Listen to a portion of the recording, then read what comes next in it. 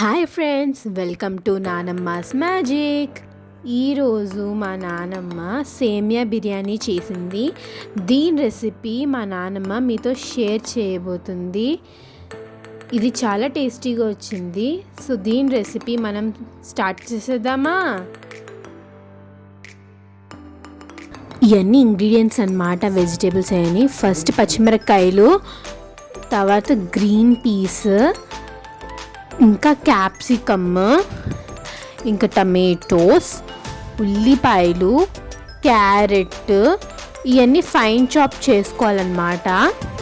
ఒక క్యాప్సికమ్ తప్ప ఇంకొక పొటాటో కూడా తీసుకోవాలి. అప్పటికప్పుడు ఫ్రెష్గా కోసుకొని వేసుకుంటే బాగుంటుంది. ఇంకా వెజిటేబుల్స్ అన్నీ మీ చాయిసే. నెక్స్ట్ వచ్చేసి కొత్తిమీర, ఇంకా బిర్యానీ ఆకులు, ఇంకా సేమియా అనమాట. మేమైతే 1.5 గ్లాస్ సేమియా తీసుకుంటున్నాం. నెక్స్ట్ వచ్చేసి బిర్యానీ పౌడర్ అనమాట. దీని ఫుల్ రెసిపీ కావాలంటే మీరు కామెంట్ సెక్షన్లో బిర్యానీ పౌడర్ ఫుల్ రెసిపీ అని కామెంట్ చేయండి. మేము తప్పకుండా ఫుల్ రెసిపీ చేస్తాము బిర్యానీ మసాలాది. చలో లెట్స్ స్టార్ట్ రెసిపీ. ఫస్ట్ మనం ఒక కడాయి తీసుకోవాలి. అందులో 2 గరిటెల నూనె పోసుకోవాలి. తర్వాత నెయ్యి వేసుకోవాలి. మేము 1 స్పూన్ వేసుకుంటున్నాం. అది మరిగిన తర్వాత మనము మన బిర్యానీ ఆకులు వేసేసుకోవాలి. ఇప్పుడు ఆనియన్స్, ఇంకా పచ్చిమిరపకాయలు వేయాలి.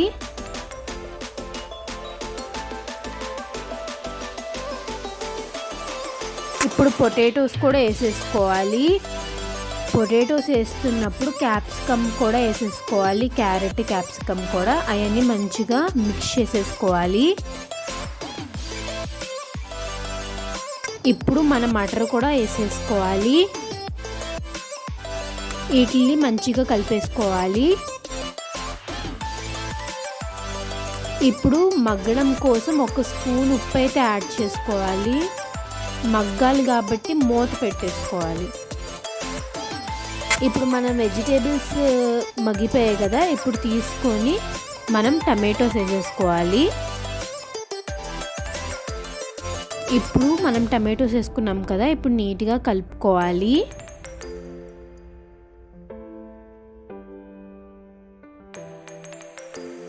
ఇప్పుడు 1 స్పూన్ అల్లం వెల్లుల్లి పేస్ట్ కూడా వేసేసుకోవాలి.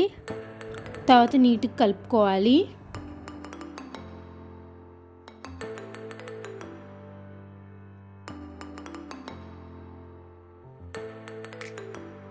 ఇప్పుడు మూత పెట్టేసుకోవాలి.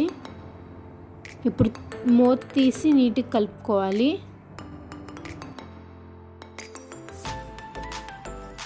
ఇప్పుడు మన బిర్యానీ మసాలా వేసేసుకోవాలి. మేము 1 స్పూన్ వేసుకుంటున్నాం. ఇంకా నీట్గా కలుపుకోవాలి. వేసుకున్న తర్వాత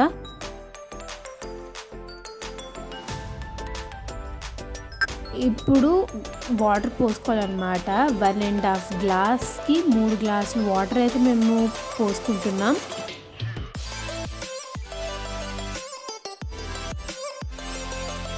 ఇప్పుడు మనకి టేస్ట్కి సరిపడా ఉప్పు కూడా వేసేసుకోవాలి. ఇప్పుడు మళ్ళీ మూత పెట్టేసుకోవాలి. ఇప్పుడు అవి వెజిటేబుల్స్ అన్నీ ఉడికిపోయాయి కదా, ఇప్పుడు మన సేమియా కూడా వేసేసుకోవాలి. కలుపుకొని మూత పెట్టేసుకోవాలి.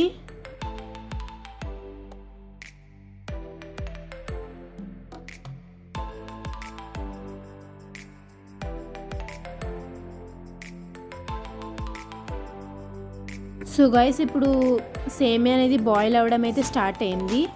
అప్పుడు మనము తీసుకొని కలిపేసుకోవాలి మూత తీసి. తర్వాత మళ్ళీ మూత పెట్టేయాలన్నమాట. అది పూర్తిగా మొత్తం ఉడికిపోయేదాకా.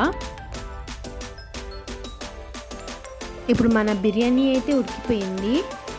ఇప్పుడు దాని మీద కొత్తిమీరతో గార్నిష్ చేసేసుకొని ఒకసారి మళ్ళీ మూత పెట్టుకోవాలి.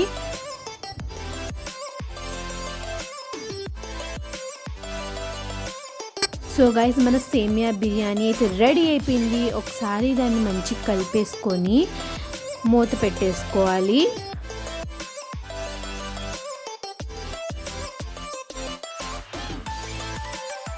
మూత పెట్టిన 30 సెకండ్స్కి స్టవ్ ఆఫ్ చేసేసుకోవాలి. ఇప్పుడు మీరు చూడొచ్చు మన టేస్టీ సేమియా బిర్యానీ రెడీ అయిపోయింది.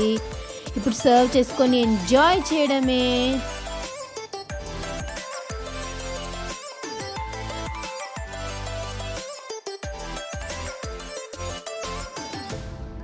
మా వీడియోస్ని లైక్, షేర్, సబ్స్క్రైబ్ చేసుకోండి.